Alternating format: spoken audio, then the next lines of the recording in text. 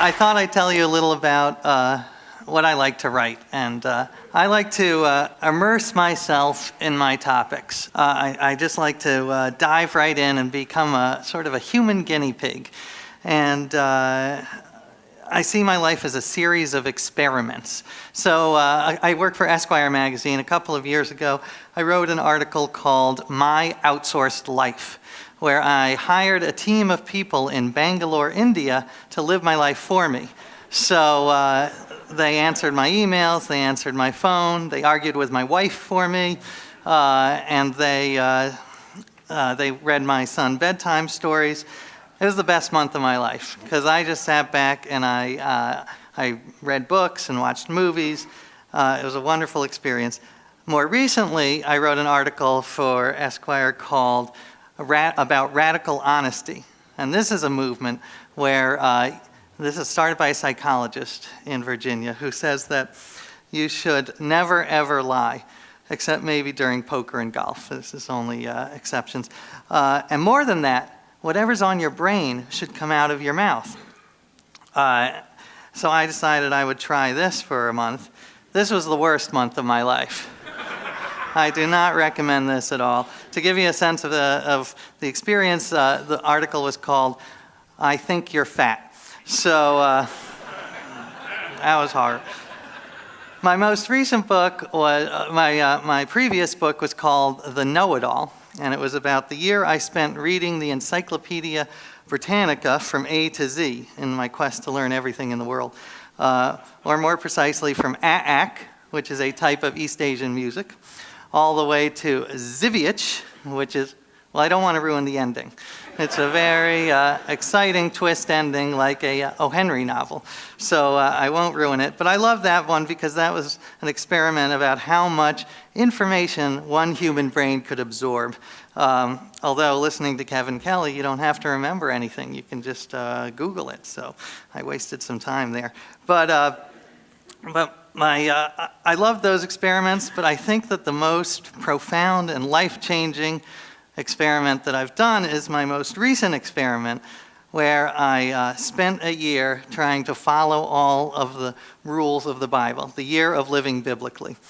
And I undertook this for two reasons. The first was that I grew up with no religion at all. As I say in my book, I'm Jewish in the same way the Olive Garden is Italian. So, not very. But I've become increasingly interested in religion. I do think it's the defining issue of our time, or one of the main ones. And I have a son, I want to know what to teach him, so I decided to dive in head first and try to live the Bible. The second reason I undertook this is because I'm concerned about the rise of fundamentalism, religious fundamentalism, and people who say they take the Bible literally, which is, according to some polls, as high as 45 or 50% of America. So I decided, well, what if you really did take the Bible literally? I decided to take it to its logical conclusion and take everything in the Bible literally without picking and choosing. The first thing I did was I got a stack of Bibles. I had Christian Bibles, I had Jewish Bibles. A friend of mine sent me something called a hip-hop Bible, where the 23rd Psalm is rendered as, the Lord is all that, as opposed to what I knew it as, the Lord is my shepherd. Then I went down and I read several versions, and I wrote down every single law that I could find. And this was a very long list, over 700 rules. And they ranged from the famous ones that I had heard of, the Ten Commandments, love your neighbor, be fruitful and multiply. So I wanted to follow those. And actually, I take my projects very seriously because I had twins during my year. So I definitely take my projects seriously. But I also wanted to follow the hundreds of arcane and obscure laws that are in the Bible. There's the law in Leviticus, you cannot shave the corners of your beard. I didn't know where my corners were, so I decided to let the whole thing grow, and this is what I looked like by the end. As you can imagine, I spent a lot of time at airport security. My wife wouldn't kiss me for the last 2 months. So certainly a challenge there. The Bible says you cannot wear clothes made of mixed fibers. So I thought, sounds strange, but I'll try it. You only know if you try it. So I got rid of all my poly cotton t-shirts. The Bible says that if two men are in a fight and the wife of one of those men grabs the testicles of the other man, then her hand shall be cut off. So I wanted to follow that rule. That one I followed by default, by not getting in a fight with a man whose wife was standing nearby, looking like she had a strong grip. So, oh, there's another shot of my beard. I will say it was an amazing year because it really was life-changing and incredibly challenging. And there were two types of laws that were particularly challenging. The first was avoiding the little sins that we all commit every day. I could spend a year not killing, but spending a year not gossiping, not coveting, not lying. I live in New York and I work as a journalist. So this was 75, 80% of my day I had to do it. But it was really interesting because I was able to make some progress because I couldn't believe how much my behavior changed my thoughts. This was one of the huge lessons of the year, is that I almost pretended to be a better person, and I became a little bit of a better person. So it's that I had always thought, you change your mind and you change your behavior, but it's often the other way around. You change your behavior and you change your mind. So, if you want to become more compassionate, you visit sick people in the hospital and you will become more compassionate. You donate money to a cause and you become emotionally involved in that cause. So it really was cognitive psychology, cognitive dissonance that I was experiencing. The Bible actually talks about cognitive psychology, very primitive cognitive psychology. In the Proverbs, it says that if you smile, you will become happier, which, as we know, is actually true. The second type of rule that was difficult to obey was the rules that'll get you into little trouble in 21st century America. Perhaps the clearest example of this is stoning adulterers. It's a big part of the Bible, so I figured I had to address it. So I was able to stone one adulterer. It happened, I was in the park, and I was dressed in my biblical clothing, so sandals and sort of a white robe. And, because again, the outer affects the inner. I wanted to see how dressing biblically affected my mind. And this man came up to me and he said, "Why are you dressed like that?" And I explained my project. And he said, "Well, I'm an adulterer. Are you going to stone me?" And I said, "Well, that would be great." And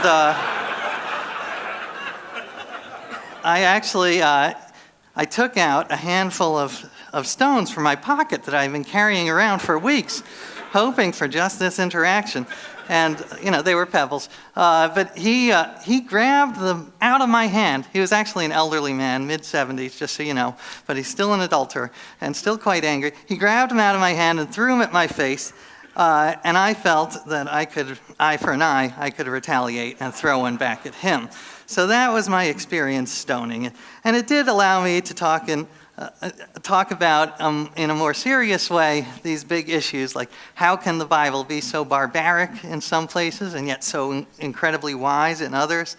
How should we view the Bible? Should we view it, as original intent, like a sort of a Scalia version of the Bible? How is the Bible written? And actually, since this is a tech crowd, I talk in the book about how the Bible actually reminds me of the Wikipedia because it has all of these authors and editors over hundreds of years, and it's sort of evolved. It's not a book that was written and came down from on high.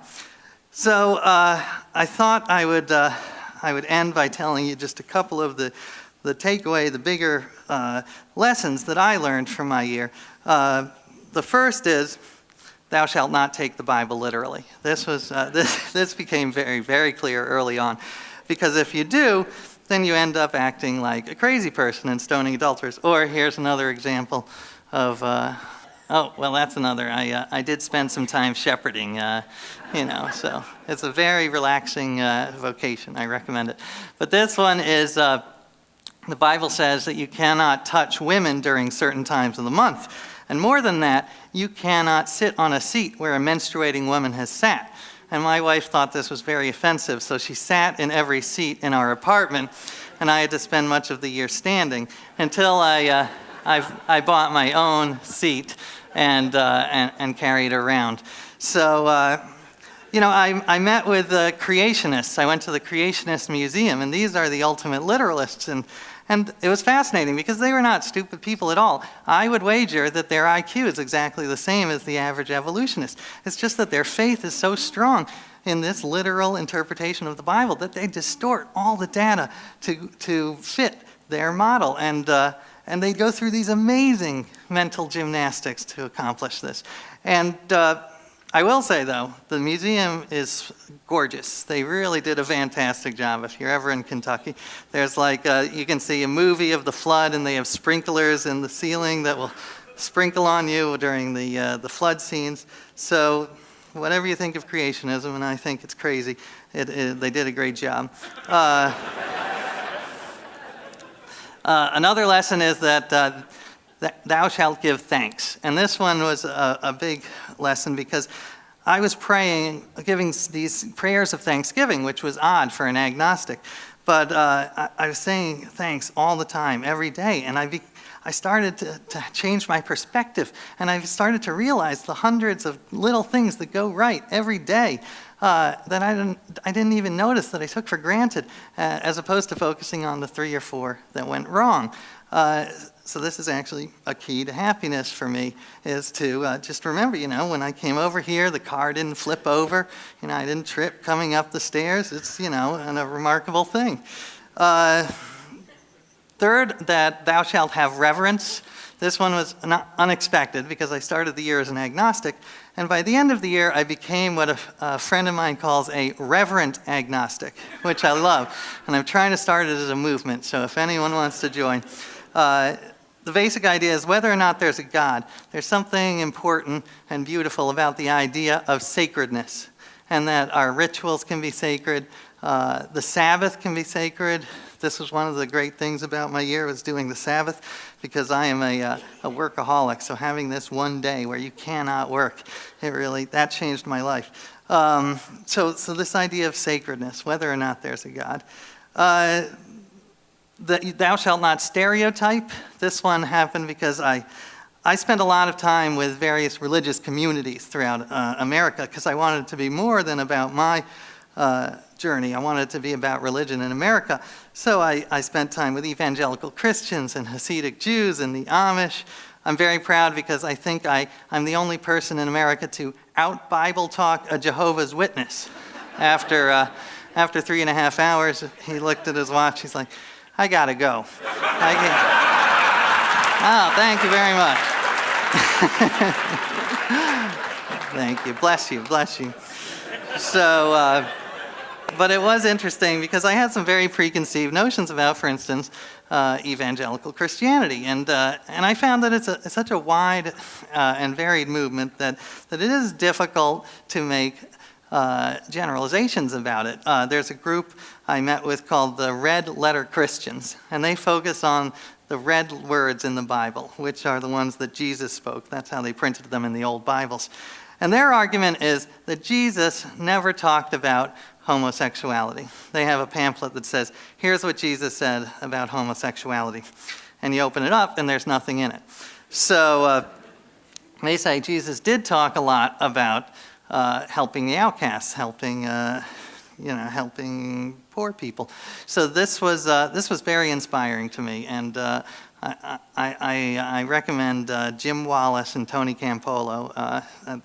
They're very inspiring leaders, even though I disagree with much of what they say. Also, thou shalt not disregard the irrational. This one was very unexpected because, I grew up with the scientific worldview, and what I was shocked was learning how much of my life is governed by irrational forces.